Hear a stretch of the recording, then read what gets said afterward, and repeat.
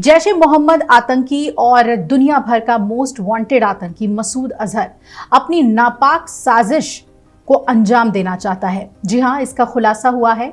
मसूद अजहर महिला आतंकियों की एक अलग से ब्रिगेड बना रहा है जिसका नाम जमात उल मोमिनात रखा गया है। हाल ही में निर्मित महिला आतंकी ब्रिगेड से वैश्विक जिहाद की अपील उसने की है। आपको बता दें कि बहावलपुर के मरकज उस्मान ओ अली में हाल ही में दिए गए अपने भाषण में अजहर ने नई महिला शाखा के प्रशिक्षण और तैनाती की जानकारी साझा की है। अपने संबोधन में अजहर ने कहा है कि जैश के पुरुष मुजाहिद महिला शाखा के साथ खड़े होंगे और ये शाखा दुनिया भर में इस्लाम फैलाने का काम करेगी।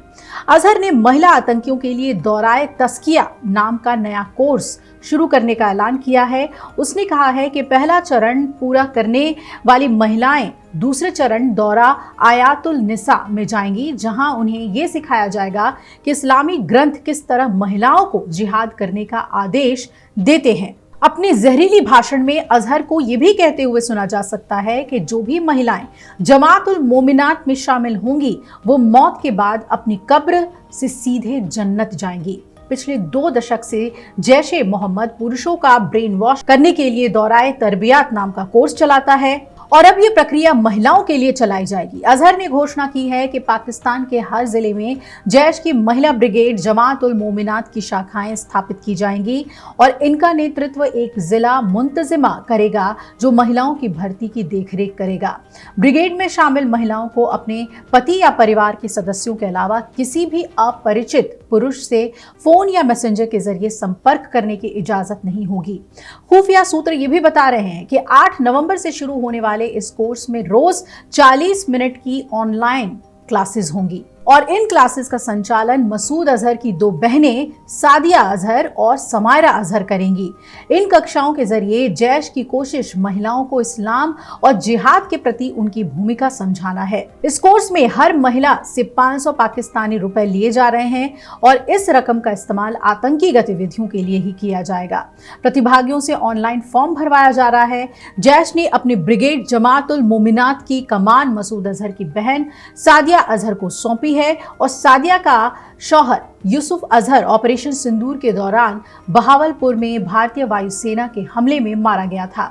मसूद अजहर ने इस काम के लिए अपनी एक और बहन साफिया और पुलवामा आतंकी हमले के मास्टरमाइंड उमर फारूक की बीवी अफरीरा फारूक को भी शामिल किया है। रूढ़िवादी सोच के चलते पाकिस्तानी समाज में महिलाओं को अपने बूते बाहर आना जाना असामान्य माना जाता है और इसी मानसिकता का फायदा उठाकर जैश ए मोहम्मद अब ऑनलाइन माध्यमों के जरिए महिलाओं की भर्ती कर रहा है जिससे एक महिला आतंकी ब्रिगेड खड़ी की जा सके।